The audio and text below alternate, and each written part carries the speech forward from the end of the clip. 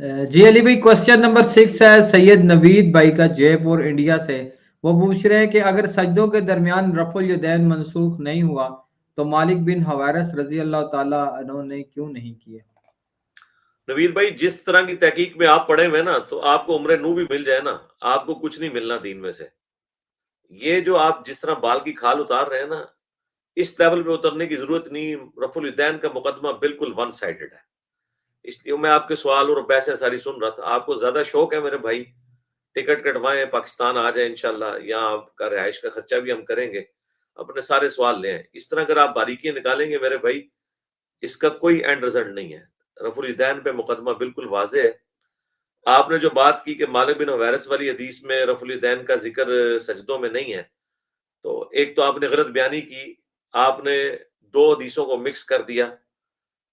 بخاری مسلم میں جو عبداللہ بن عمر والی حدیث ہے، اس میں تو ہے کہ سجدوں میں رفع الیدین نہیں کرتے تھے۔ مالک بن حویرث والی حدیث میں یہ نہیں لکھا ہوا کہ سجدوں میں نہیں کرتے تھے۔ مالک بن حویرث والی حدیث میں عدم ذکر ہے، سجدوں میں رفع الیدین کرنا ہے یا نہیں کرنا، اس کا ذکر ہی اس میں کوئی نہیں ہے۔ تو سب سے پہلے تو آپ اس کے اوپر رجوع کریں جو آپ نے یہ غلط بیانی کی۔ میں یہ یعنی آپ کو کوئی ٹونٹ نہیں کروا رہا، میں آپ کو اس لیے بتا رہا ہوں کہ احتیاط سے بات کیا کریں، آپ اتنے وثوق کے ساتھ معاملات کو نہ لے کے چلا کریں جب تک پڑھ نہ لیں۔ عبداللہ بن عمر والی حدیث میں آتا ہے کہ سجدوں میں نہیں کرتے تھے، مالک بن حویرث والی حدیث میں الفاظ نہیں ہے کہ سجدوں میں نہیں کرتے تھے۔ اس میں بس اتنا ہے کہ نبی علیہ السلام نماز شروع کرتے تو رفع الیدین کرتے، رکوع میں جاتے تو رفع الیدین کرتے، رکوع سے سر اٹھاتے تو رفع الیدین کرتے، بس حدیث ختم ہو گئی۔ سجدے تک تو وہ حدیث پہنچی نہیں ہے، آپ نے خود سے کیسے کنکلوڈ کر لیا کہ اس میں نہیں کا ذکر ہے؟ کوئی نہیں ہے۔ دوسری بات، سنن نسائی الکبریٰ کے اندر اور سنن نسائی میں نے بتایا تھا مالک بن حویرث والی جو حدیث ہے یہی والی، اس میں سجدوں کے رفع الیدین کا ذکر موجود ہے۔ اس میں اب محدثین کے ہاں اختلاف پایا جاتا ہے، وہ بڑا کریٹیکل اختلاف ہے، قتادہ کی تدریس والا ایشو ہے، لیکن اس میں بھی اور کافی ساری باریکیاں ہیں جو میں نے بیان کی ہیں۔ اس وجہ سے شیخ البانی نے جو موقف اڈاپٹ کیا ہے کوئی کمزور موقف نہیں ہے، وہ بھی اپنی جگہ مضبوط موقف پہ کھڑے ہوئے ہیں اس روایت کی صحت کے اعتبار سے، لہذا کوئی ایسا مسئلہ نہیں ہے۔ سجدوں میں رفع الیدین کر سکتے ہیں، میں بھی کبھی کبھار کرتا ہوں، لیکن نبی علیہ السلام کا عمومی عمل جو ہے وہ جو رپورٹ ہوا ہے وہ سجدوں میں رفع الیدین نہ کرنے کا ہے۔ لیکن کبھی کبھار ظاہر ہے کہ انس بن مالک سے جب جز رفع الیدین میں ثابت ہے تو یقیناً، اور مالک بن حویرث والی حدیث میں بھی کوئی ایسا مسئلہ نہیں، آپ کریں، شیعہ حضرات کرتے ہیں، اور اہل سنت میں بھی جو شیخ البانی ہے وہ قائل ہیں اس کے، امام طاؤس کئی تابعین سے سجدوں میں رفع الیدین ثابت ہے۔ کس نے منع کیا؟ آگے چلے نا، آپ نے مطلب یہ پوری زندگی تحقیق میں گزارنی، عمل کوئی نہیں کرنا۔ یعنی جو 24 کیرٹ سونے والا عمل ہے وہ تو ثابت ہے۔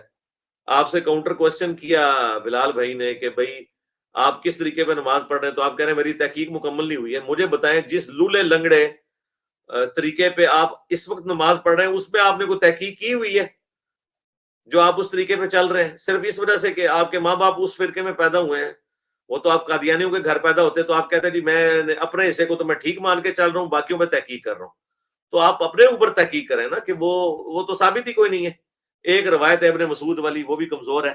مسئلہ 70B میں نے آپ کے ہر وسوسے کا جواب دیا ہوا ہے۔ اب رہ گیا مسند حمیدی اور باقی جو آپ باتیں کر رہے تھے، اس طرح کی 50 باتیں ہم اور لا کے ایک ایک بات کا اگر جواب دیں تو وہ کم از کم 1000 گھنٹے کی ویڈیو بنانی پڑ جائے گی۔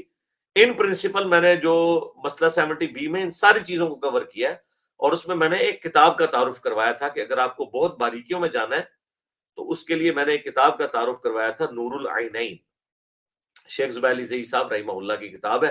اس کا PDF فری ڈاؤن لوڈ کریں ہماری ویب سائٹ ahlsunnatpak.com سے۔ اس میں یہ سارے کے سارے ٹاپک ڈسکس ہوئے ہیں، جتنی 2 نمبری انہوں نے کی ہوئی ہیں عبداللہ بن عمر کے حوالے سے، جو حدیث کے ترجموں کو بدلنے کی کوشش کی ہے، جہاں پہ دھوکہ دینے کی کوشش کی ہے، وہ ساری کی ساری چیزیں اس میں کور ہوئی ہیں۔ تو ہمارا مقدمہ تو بخاری مسلم سے ثابت ہے الحمدللہ۔ آپ وہ کہہ رہے تھے جی بخاری مسلم، اور آپ سلوشن اینڈ پہ کھڑے ہوں، آپ اس میں ان کو کہہ رہے تھے جی بخاری مسلم میں تو سنیوں کا اجماع ہے، شیعہ نہیں مانتے۔